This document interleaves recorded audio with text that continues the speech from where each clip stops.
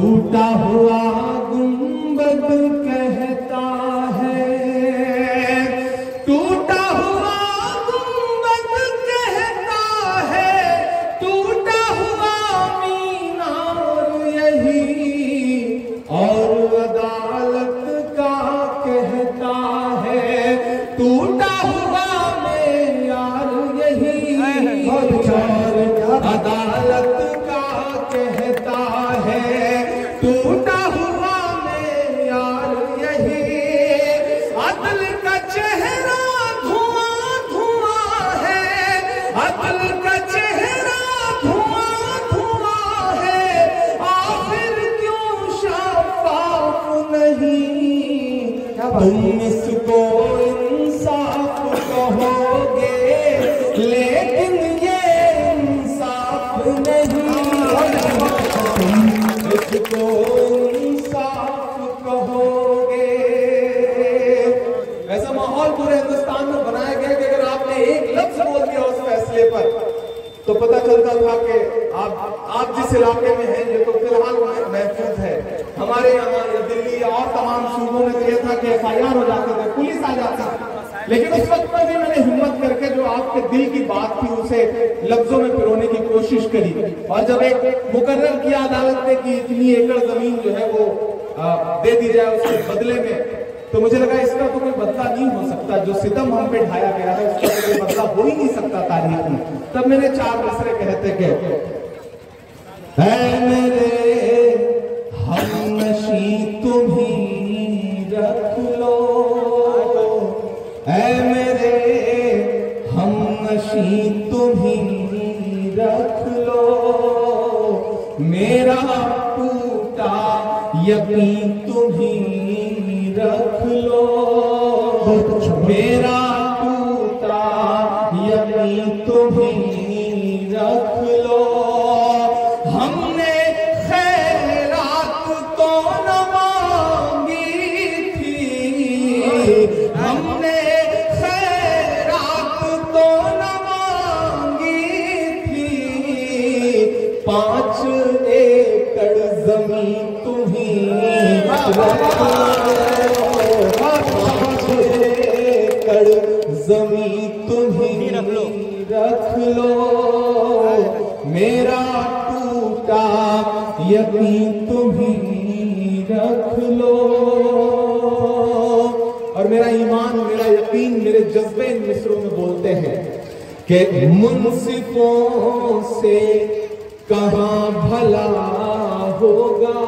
जिस दौर में जबान सिल दी गई थी, होंठ सिल दिए गए थे, मैंने हिम्मत की थी आपकी दुआओं के भरोसे कि मुंसिफों से कहां भला होगा, असल मुंसिफ से मामला होगा।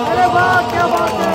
मुंसिफों से कहां भला होगा, असल मुंसिफ से मामला होगा। हमने रब की रजा पे छोड़ा है, हमने रब की रजा पे छोड़ा है, उस अदालत में फैसला होगा, उस अदालत में फैसला होगा। मुंसिफों से कहां भला होगा, असल मुंसिफ से मामला होगा। एक इदारे में खड़ा हूं और मेरी जो कोशिशें रही हैं, जो मेरा मिशन रहा है, मैंने जब मुशायरों में मुझे अल्लाह ने थोड़ी सी शोहरत दी तो मैं हिंदी बैकग्राउंड से पढ़ के, यूनिवर्सिटी बैकग्राउंड से पढ़ के आया था।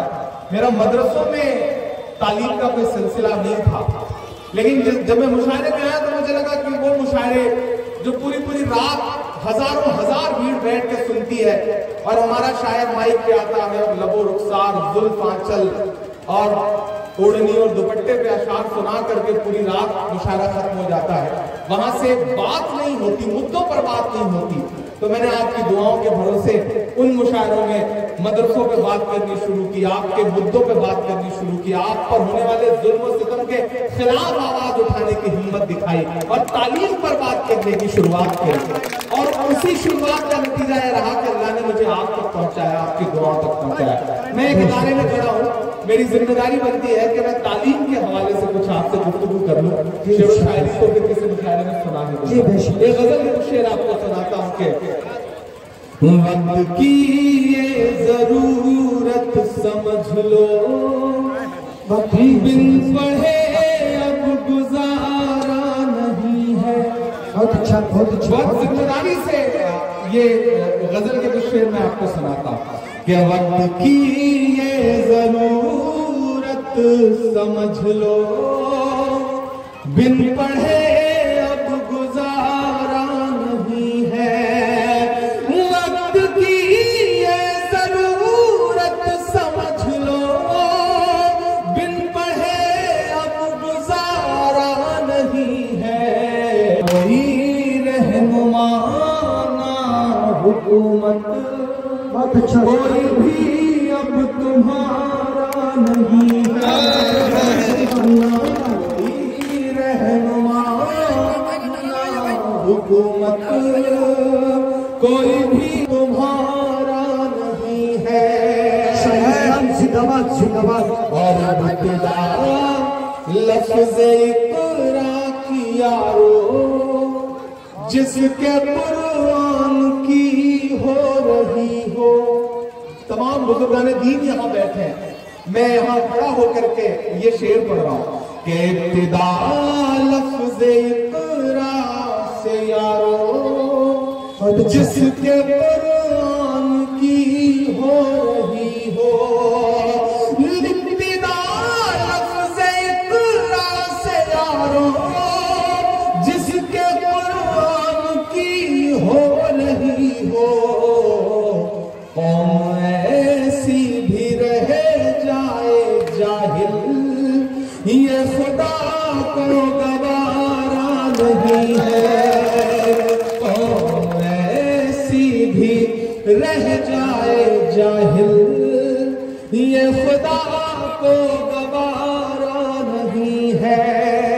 नारे तकबीर, नारे तकबीर, शायर इस्लाम जिंदाबाद, जनाब इमरान प्रतापगढ़ी जिंदाबाद, अवाम जिंदाबाद, मौलाना मुफ्ती अब्बास जावेद जिंदाबाद। बहुत शुक्रिया। एक शेर पढ़ता हूँ। मैं उत्तर प्रदेश से आता हूँ। हम एक दिन सुबह सो के उठते हैं तो पता चलता है कि इलाहाबाद अब इलाहाबाद नहीं है। हम एक सुबह सो के उठते हैं तो पता चलता है कि अब फैजाबाद फैजाबाद नहीं है।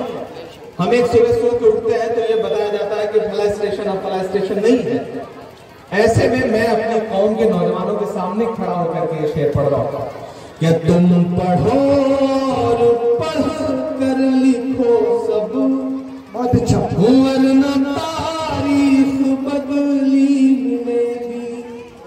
तुम पढ़ो और पढ़ कर लिखो सब, वरना तारीख बदली मिलेगी। तुम पढ़ो और पढ़ कर लिखो सब, वरना तारीख बदली मिलेगी। अब कलम और कागज से बढ़कर दूसरा कोई चारा नहीं है। अब कलम और कागज से बढ़कर दूसरा कोई चारा नहीं है। लेकिन मायूस होने की भी जरूरत नहीं है। मायूसी कुफ्र है। वक्त से आंख मिलाओ, वक्त की नब्ज पर हाथ रखो, तालीम हासिल करो, अच्छी से अच्छी तालीम हासिल करो। और इसलिए तालीम हासिल करो ताकि सिस्टम का हिस्सा बनो, सिस्टम का हिस्सा बन करके अपनी नस्लों पर होने वाले जुल्म को रोक सको। इसका अहद करने के लिए पढ़ो। मैं ये गुजारिश आपसे करने आया। डरो मत, डरोगे तो मायूसी के समंदर में खो जाओगे, क्योंकि जो वक्त को नहीं समझते वक्त उनसे बहुत बुरा इम्तिहान लेता है। मुझे अच्छा लगता है कि मुफ्ती अतर साहब दिल्ली से लेकर के बिहार तक तालीमी बेदारी की कोशिशें करते रहते हैं। इसलिए मैंने सोचा सोचा कि मैं उनके इस मिशन में साथ देने के लिए 10 मिनट के लिए उनके दरवाजे तक आऊं।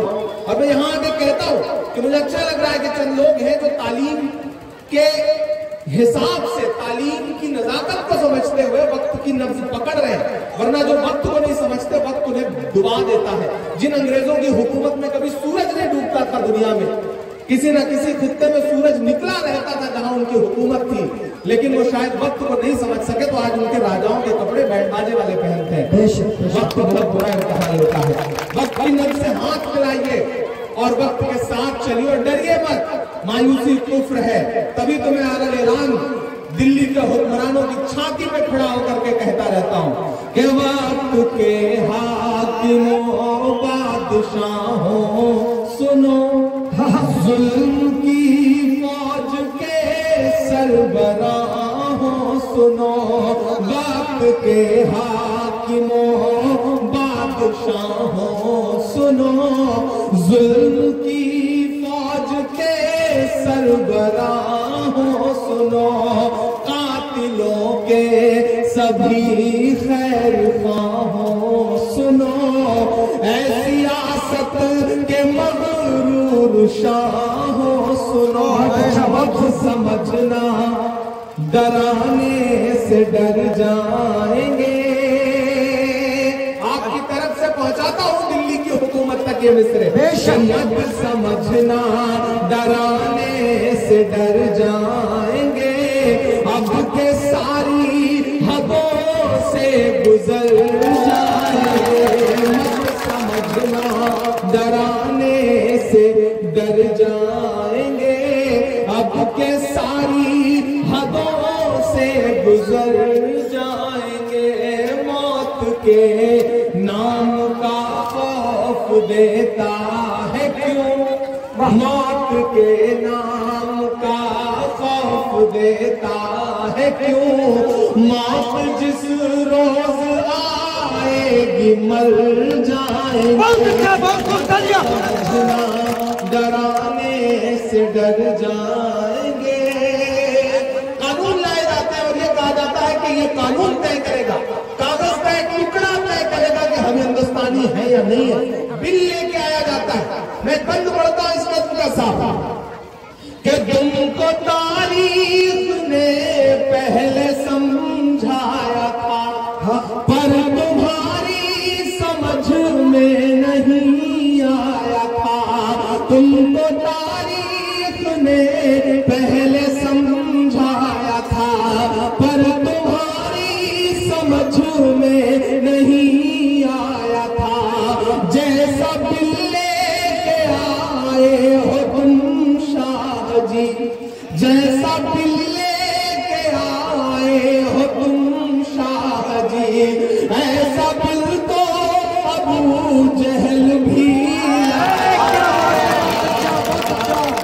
ना इधर जाएंगे ना उधर जाएंगे, ना इधर जाएंगे ना उधर जाएंगे, बन के खुशबू फजा में बिखर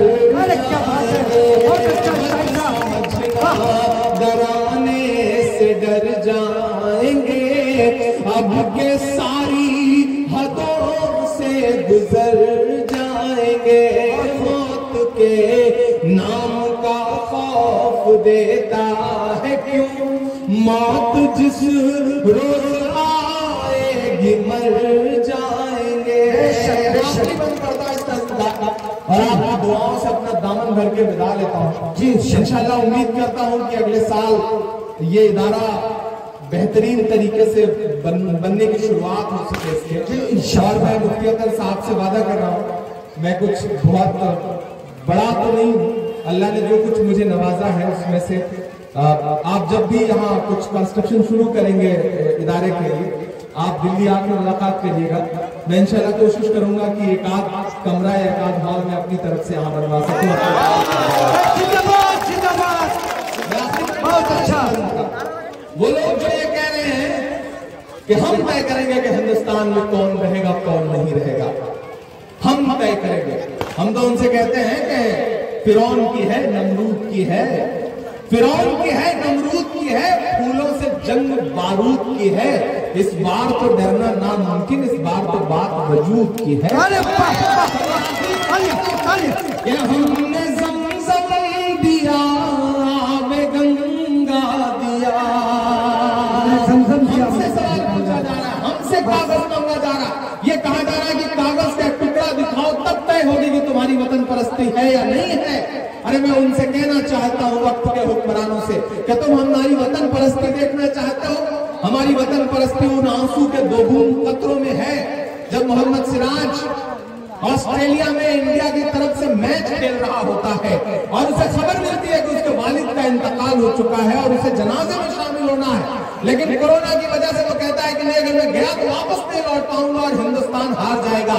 तो वो वालिद के जनाजे में शामिल नहीं होता बल्कि हिंदुस्तान को जिताने के लिए बॉलिंग करता रहता है और वापस लौट के आता है तो सीधे पहले हिंदुस्तान में कदम रखते ही अपने वालिद की कब्र पर जाता है और वो वालिद की कब्र पर पहुंचने के जो दो बूंद आंसू उस कब्र पे गिरते हैं और मिट्टी में मिलते हैं, अमित शाह साहब, मोदी साहब, उन दो बूंद आंसुओं से बड़ी वतन परस्ती हिंदुस्तान में कुछ नहीं हो सके। हमने ज़मज़म दिया, आबे गंगा दिया, तुमने भारत को दंगा ही दंगा दिया, तुमने भारत को दंगा ही दंगा दिया, तुमने एक रंग के ख्वाब देखे मगर, अब तैयार है ना, तुमने एक रंग के ख्वाब देखे मगर हमने हिंदुस्तान को तिरंगा दिया। ये तिरंगा बदन पर लपेटे हुए, ये तिरंगा बदन पर लपेटे हुए एक दिन इस जमीन में उतर जाएंगे, डराने से डर जा।